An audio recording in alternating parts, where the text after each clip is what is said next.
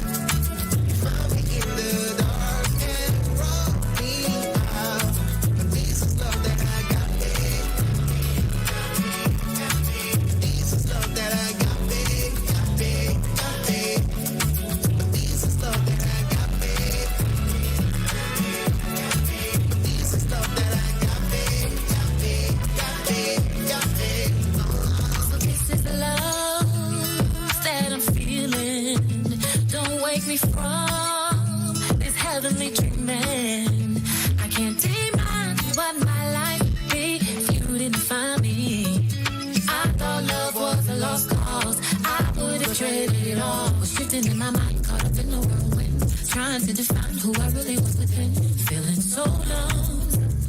Da da da.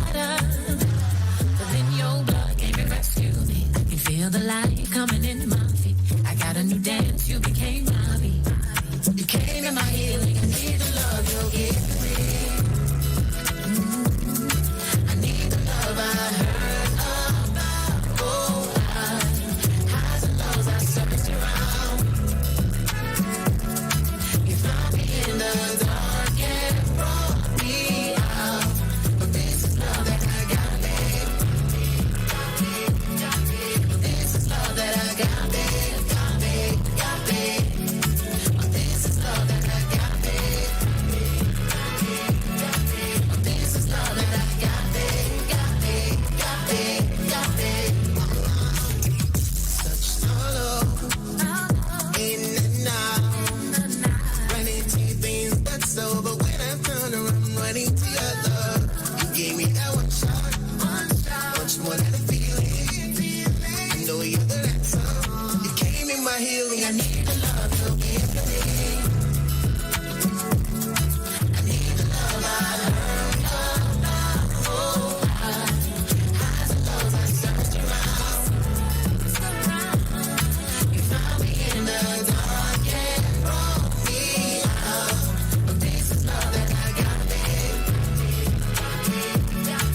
This is love that I got, babe. But this is love that I got, babe. But this is love that I got, babe.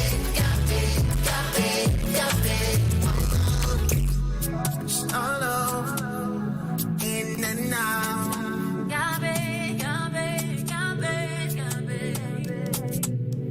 You gave me that one shot, much more than a feeling. I know you're the answer.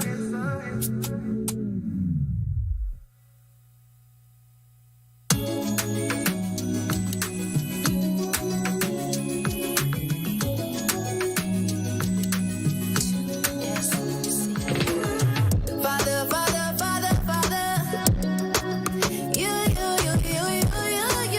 you are. Whenever I'm alone and my heart feels heavy, I know that you're the one that I can call on. You love me unconditionally. You wrap me in your arms, you're so sweet, Lord. I really hope you're looking down on me, proud of your child. No other can do what you do. No other move mountains like you. You're the one and only God. Sweet love, sweet love. You don't have to turn away, no. Sweet love, sweet love. Don't do everything, no. Sweet love. Good morning and welcome to this morning's Deeper Dive Live. We are live in the production house studio. The staff is here with us. We're glad that you're here with us, ready to take this deeper dive. It's a special one. We had a special Sunday. We had a special week. Yeah. Right? As you can see, Minister Chrystle Jones is here with us this morning. Our senior pastor, Pastor Bryan, is here as well. As we heard from both of them on Sunday, and listen, I listened to the messages and I was like, y'all taught the same message in y'all way. So I'm glad that y'all are here to talk more about it. And Pastor Bryan, I know you started us off with a reset part 2, right? Reset part 2, Reset part 2. So let's get into it. Now, I know, Miss Chrystle, I know you got it. Everything needed for this conversation, you already know. So you don't have to refer back to any notes. It's going to mash up and come together. It's going to be good. All right. Amen. Start us off, Pastor Bryan. Reset. I know that there is a, I could start with the usual question. Just here we are on Tuesday. 2 days removed. 2 days removed. Maybe not 48 hours, but 36 hours removed from Sunday. Right. And being that it was part 2, probably, I'm sure that you got everything that you wanted to say. Definitely did. Okay. Definitely was like, Father's Day is coming. So there's no bleed over room. There's no bleed over room. This has to finish and be completed today. I caught this thought. This was not from the start of the message. No order here, but I thought it'd be a good place to start, just in like relearning Jesus, right? Most of this conversation and your message to Miss Chrystle had to do with unthinking things that you thought was right about Jesus, and realizing that, man, he's trying to do something that I haven't seen. Yeah, I think and with that, and I know we always kind of pick on cliches, but truthfully, this one was a good one. And the question is always, what would Jesus do? Right. I hear so many Christians and everybody just knowing that, man, the epitome of Christianity is the model, the life of Christ. Like that's the essence of it. But then I also find in that same conversation, no one's really watching what he did to model what they saw. And so it's like, are we actually taking time and looking at how Jesus reacted, respond, and thought to life? Right. And I would say that was kind of where the message came from. Like, hey, this is fundamental Christianity. And whenever you talk about resetting something, you reset to factory standards, right? And so what is our factory standard as a believer is to look at the life of Christ and to model it in the strength that God's given us. And so it's like, let's look at this. Let's look at what Jesus did. And of course, as it concerns us and our health, and when it comes to the new life we have, we've been about like, let's find the problems, let's find like where we've been not operating as we were set up to operate, and discover, is this the real issue? And that's where Sunday kind of came. It's like, hey, we're gonna talk about some practical things that are set up. And one thing that you saw coming out, and that's where we started with Jesus and his approach, or what he and how he I call it observed and absorbed. That's right. The Sabbath day. You know, and I know this is a big fundamental Christian thing. Yeah. Right. Is what is the Sabbath? And do we observe it? When is it? Like, there's so many questions that to see how did Jesus approach it? And without a doubt, he definitely approached it. He definitely talked about it. The question is, are we modeling what he gave to us about it? Right. That's good. That's good. Because there are thoughts before he said or demonstrated or modeled what he did. And there are definitely ways that people think about it now. But the question is, are we living it the way that he gave the Cliff Note version of what this is? Yes. Are we paying attention to what he said? Yeah. Yeah. And I find that most believers, most Christians, even myself, it's one of those messages where it's like, Bryan, what? Oh man, I done got caught up too in just the everyday running around. Oh, this is not gonna hurt. But to say that there's distinct moments where I stop and I'm not talking about praying, and I'm not talking about like, you know, things that I just do. I'm talking about like where it's like that day, those hours. You know, I was thinking this morning, like, some people probably just got to start with 3 hours. Let's just say 3 hours where you do not think about the agenda. You just think about, and I know I gave towards the end just things to think about, but you just have your heart focused there, right? And I can say for myself, I was like, man, I know I done went a couple weeks before I really sat down, because most of the time I'm like, oh, even in my prayer time, I have an agenda. I'm gonna pray about this, then I'm gonna pray about this, then I'm gonna pray about that, then I'm gonna pray about this. Like, there's a whole agenda. And if anybody knows me knows I kind of stick to it. So it's like I get to those moments and I'm like, well, let me make sure I get through the things that I need to talk about, you know? And then it's like, even that, right? That's why I believe Jesus is trying to say, you've taken it and turned it into work. Right. Yeah. Right? Yeah. That's good. Now, Chrystle, from hearing, I've heard you talk about how you approach like your work day, right? And I'm remembering you talking about stuff that I think relates to this conversation. And if I remember correctly, it's like, I only plan to do 4 things a day. Yeah. And once them 4 things is done, hey. I did it. Right. Yeah, and I know for me, which even hearing the message on Sunday helped me understand a lot concerning the intentionality behind the way God has me to structure my day. That's good. And when I do things, because the importance of rest is crucial. And I think just in navigating different things that he has me doing, the rest is so extremely important. But then of course there is also that balance of like, now you ain't lazy. Don't be lazy. Yeah. But yeah, it's definitely interesting to see have a better understanding of what it is that God is doing, like oh, he's been implanting his way of executing the Sabbath in my life for such a long time. I just didn't know. I didn't necessarily call it that. And so now it's good to understand, like, oh man, and some days there may be more than 4 things on the list for that day. Right. But the intentionality of not letting, like Pastor Bryan said, the world benefit on your grind mentality. Right. Like, right. you know, you're always doing something, you're always going somewhere, and then you're too drug out to do the thing God is even telling you to do because you're exhausted. Yeah. You can't do it well. So, yeah. Rest, or adding rest in your rhythm. This is a rhythm for life, right? Adding rest being a part of your rhythm for your life. I would say one of the things that, and I would say it wasn't part of like my notes, but it definitely said it on Sunday. I was like, that's so true.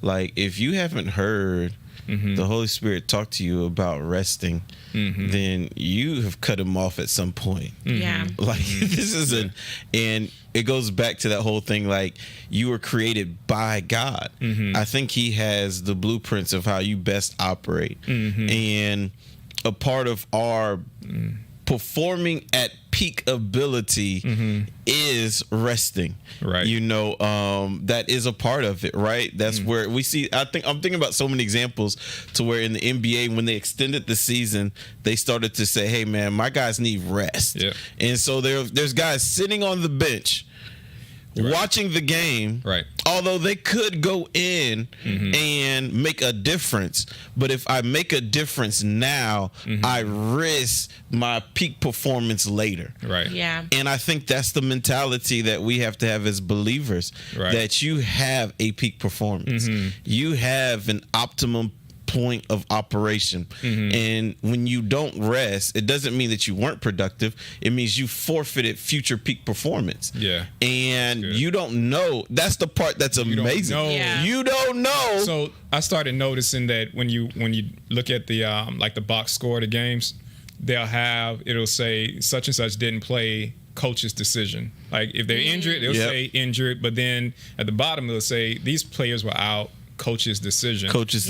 And I think that's a beautiful connect, because if we're relearning Jesus, yes, we see him as Lord, we see him as leader, we see him as provider, all of these things, but how often do we really see him as shepherd and of your soul, right? The shepherd of your soul. We see him more. You got to be careful that you're not seeing him more as a taskmaster than the shepherd of your soul. And that's what we saw right there in Mark, where he's like, no, like, first of all, they're hungry, let them eat. You know, and of course he was even telling the Pharisees then, like, yo, your hero David did the same thing. You know, he observed people. And I think that's the beauty of it is, and we went through several different examples where Jesus stopped because of people. Like he stopped, he could observe what was happening in front of him, and it was so cool.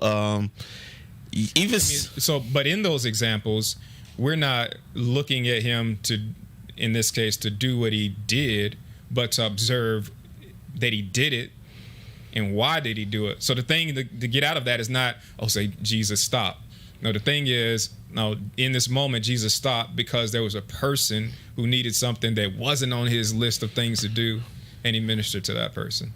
Exactly. That we see intentional moments where Jesus was on his way, on his way somewhere, and what does he do? Right? He takes the time to at least stop and observe what's happening here. You know, I sometimes try to shock people just to see if they're consciously walking around. And what I mean by this, they'll be like, man, how are you? They'll walk up to you like, hey, how you doing? And I'll be like, not too well. You should see how many people that throws off. Right. Like, oh man, I was really, oh no. Like, you can almost see like oh no come over their face like, man, I really wish you would have said okay. Right. But now pass through on this. I'm just trying to move through. I asked the question. I really didn't want to sit here, and if there was a thing going on, be a person who could minister to it. And it's so funny. I just be shocking people, and I just be like, "No, I'm good, bro. I just want to see if you were listening." You know, and a lot of people aren't listening. I can see it on their face. Like, I'm not doing too well. They be like, "Oh man, oh snap!" You can see their whole face. Like, what am I supposed to do with this, bro? I was just trying to like keep it moving. And I'm saying, did you observe that from Jesus? What Jesus would have shown us, and I say this because, and I didn't even. There's so many examples. The woman at the well. Yeah.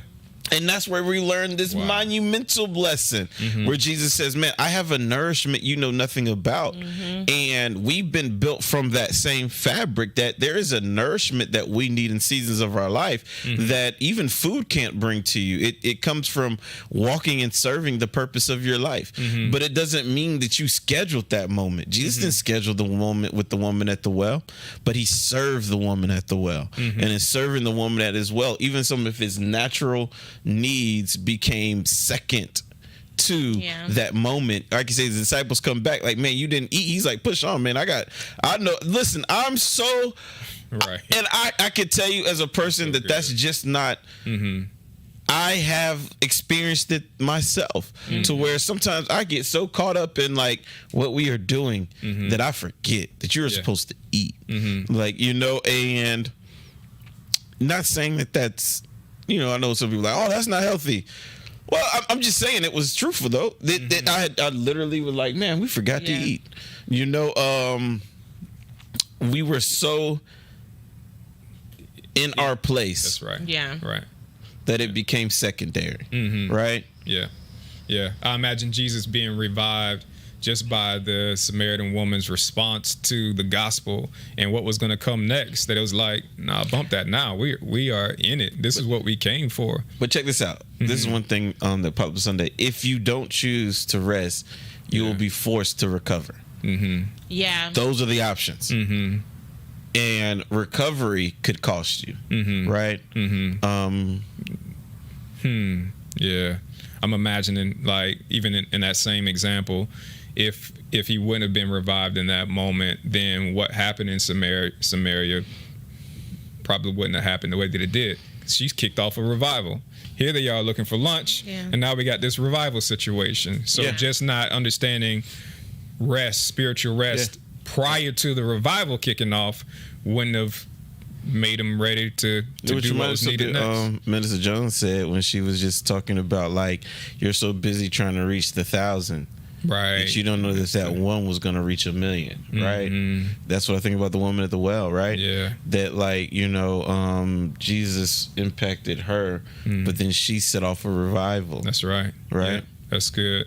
You got the opportunity to sit in first service. Yes. And then you taught in second service. Yes. And I know that within what you had prepared to share, you just were pulling on the connections from first service, right? You're making a lot of references back. Yes. Just talk to us about how you felt what was shared in first service just resonated with what God put in your heart to share for second. Yeah, so even when I was writing out the message and I told Pastor Bryan, I was like, the title God gave me was No Faith, No Peace. It just really connected basically towards one of the ending points that he was giving, like concerning the necessity to have faith if you're going to have peace. Yeah. And a core of what I was really hearing from God was just like a lot of people don't experience the peace that God has for them because they're trying to have peace without trusting him. Yeah. And the two, they have to go hand in hand. You're only as stressed out as you are because you're not trusting God in the process that you're in. Because we've been conditioned that rest comes when you get the work done. Like, right. Done, right? Now I'm at the end of it, and so now I can rest. Right. And that's why even, I went to the scripture, it's like, the Israelites, they experienced a miracle and now they in need of a miracle. Yeah. Like, you in a miracle, needing a miracle, but that's the place that God literally keeps believers in, because he always wants you to be dependent on who he is. And so find it not strange when God did something and it's like, oh man, like now I'm on the other side of this thing, but now there's another thing in front of you. Well, that shouldn't take away the peace and the rest that you have, because it's supposed to be rooted in who God is always going to be in your life. Yeah, we do have this our natural tendency is to always revert back to our strength and what we can do, even after we see a miracle. Right? We've been doing it since the beginning. We get a miracle, we see what God did that. Clearly, everybody knows that God did that. Right. But then I'm gonna go back and try to do the next thing. Now let me see how I can grind into this. But I think it's like I always think of like things that were taught to you before you realize that it was taught to you. And I'm saying this because we're going into summer, right? And I love talking about Amber, but it's amazing. Like, I'm blown away whenever she tells me she's tired, and I'm trying to think, like, why am I blown away when my 7-year-old tells me she's tired? Because I have downloaded the culture's way of thinking of saying you don't have enough responsibilities to reach a point of being tired. And I'm saying that to say that, like, one of the things that is ingrained in our mind is you earn rest by accomplishing something. Right. And so, like, there's a bunch of kids that are about to be yelled at over the summer because their parents feel like, yo, you haven't done enough to qualify to stay sleep at home all day. Yeah. Like, but what we have to realize is that's not how God has qualifies us for rest. What it takes to rest is it actually takes faith. It's like, because I have to see that the rest is necessary even when I haven't accomplished what I think I needed to deserve it, right? So a lot of times you have to rest before you even get the trophy. But we're so programmed to, like, no, you grind, get the trophy. Once you get the trophy, then you rest, right? And so it's like, because that's in our mentality, we'll be in the middle of fighting, and God will be like, yo, chill out. And we'll be like, can't chill out, can't stop, won't stop. I'm right now is the time, and you do all these things to mentally get your mind in a place where spiritually God's not supporting, and then you end up burning yourself out and blaming the whole thing, saying, I'm never doing that again for the rest of my life. And he's like, well, if you just would have took a well-timed faith rest, if you would have said, you know what, it takes faith to enter into this rest. That's Bible if they didn't know. But if you were to realize, like, it's gonna take me trusting God to stop at this point. And I was talking to one of the men in the church, and I was like, man, this is gonna sound funny, but it's a part of. I was like, man, God, it's so awesome to me because I was watching IndyCar racing, and you're like, man, they know they're going to have to pull into the pit. But just because you pull into the pit, it doesn't mean the other cars stop. That's the toughest thing. The stress. And I'm like, that's how? The toughest thing mentally. But I believe it's such a And I was like, man, God, let me learn. Let me see what makes and you realize how well timed they have to be. Like to where it's like, yo, what we do know is you're going to have to stop before this race is over. Right.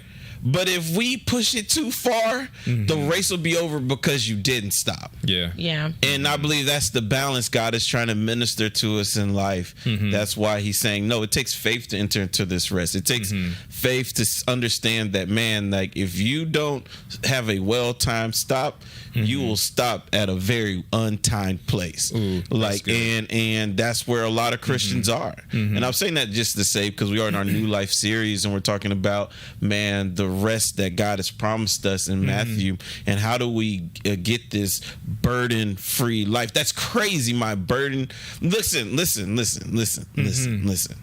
He said this, not us, right?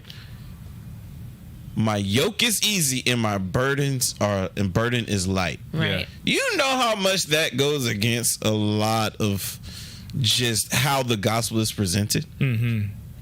It's a representation of how the rhythm we can get concerning even his daily expectations of us. Right. Yeah. Right. So a truth is statement from Sonny was, anytime we miss the meaning, we forfeit our rhythm. Has what has been shared so far unpack that thought or is there more? Absolutely. That's so understanding, like, and that, of course, we're talking even in that point directly to the Sabbath. Like, y'all missed the meaning, so you forfeited the rhythm you were supposed to have in your relationship with God. And so anytime just kind of saying, like, anytime you feel out of rhythm, and of course rhythm is synonymous for feeling the ease of a life with Christ. Anytime you feel out of rhythm, you got to ask yourself, what have I misinterpreted? Because he promised this would be easy. And I know that is a crazy word to use because it runs up against all the religious things in your mind that says that a life with Christ is difficult. Well, I would question that with the Philippians 4:13, where he says he's giving you the power and desire to do what is pleasing to you. I think there's enough strength for it to be easy. The real question is, what are you not getting the full meaning of, so you're a recipient of it? That's good. Like, what have you decided is the standard that he never set? Right. But so I'm thinking about people who, I mean, mentally, people are like, man, I came to church. Like, you told me to leave the streets and come to church. I came to church. I got these definitions, these ideas from church, but there's still a requirement to the Matthew 11, get with Jesus. Like, we've adopted a lot of ideas from just religious culture, and it's like, no, you still got to get with Jesus so he can tell you, he can shed some light on these things. And I know Chrystle can share on this, right? But I believe that's the heart of where we were trying to get to, or even attempting to get to, for trying to remove the steps of Christianity. Is to try to say, wait a minute, like, not that these steps are invalid. Many people were applying them untimely, you know, and it's like, yeah, the steps are valid, but if you wear them like a weight, then you forfeit the ease of the relationship. You know, if someone's like, hey, these are the 10 steps to victory, unfortunately, our mindset is, well, I could do all 10 today. Right. And it's like, well, now you forfeited the rest. The ease.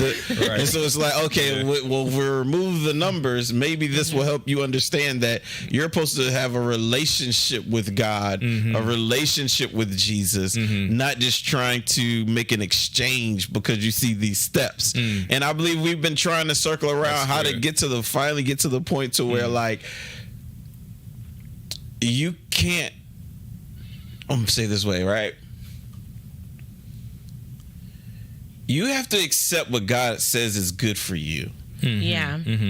Even when you want better for yourself. Say it again. We have to grow to the point. I'm going to use this word. We have to mature to the point where we have to accept what God says is good for us, even when we want better for ourselves. Like, and that's what I mean by, like, learning how to. One more time.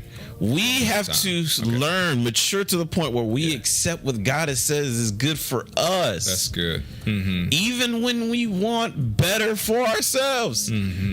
That's good. I'd say what you think is better for yourself. I'm saying what you think, but I want to be a little stronger. Like, like, you know, like, no, you have to accept, if this is what God is calling good, then what mind do I have to have in me so I can accept what he's calling good? Right. You know, and that's what we read about. Let this mind be in you that was also in Christ Jesus, who did not think it was wrong, who did not think it was out of pocket, who did not think it was off kilter that God would ask him to put down some of his privileges in order to accomplish this purpose. And oftentimes God is asking us to put privileges aside to walk in purpose. But if you won't let what he's calling good be your good, then you'll fight with it, because all you want to continue to do is grow in privilege. Like if we're just being honest, everybody just wants to go from this level of privilege to that level of privilege. And I know that word throws people off, but that's what you're doing. By believing that because you've accomplished a level of living that says you no longer have to accept that level of living. Man, you don't have control over that. Like, and as soon as you accept that, like, one day you could be sitting down. This is hard for certain people. I watch people one day you have to get to the point, and Chrystle read it in her scripture, we're talking about Paul, learn how to be content. Yeah. Mm-hmm. That's, to me, what that means is I've discovered how to find good in every moment that I'm in. Right. Like, I often get challenged by people because they'll ask me, what's the best, and I'm gonna use these light examples. They'll be like, what's the best steak you've ever eaten? And I'm like, bro, that's a crazy question to ask, because all of them are great for different reasons. And Right. and so they're like, no, one has to be the best. I'm like, can't do it, sorry. Like I've learned to enjoy all the experiences, right, to the point sometimes I have to like, Chrystle's helped me out with this once. This thing was hilarious, but I was eating something and she was like, Bryan, that's nasty. And I'm like, what are you talking about? But because I had took the item and combined it with some of my other favorite items, so I was eating it as a whole. As separated. She was like, separate it and taste that. And I separated it and I tasted it, and it was wretched. Was nasty. It was nasty. I was like,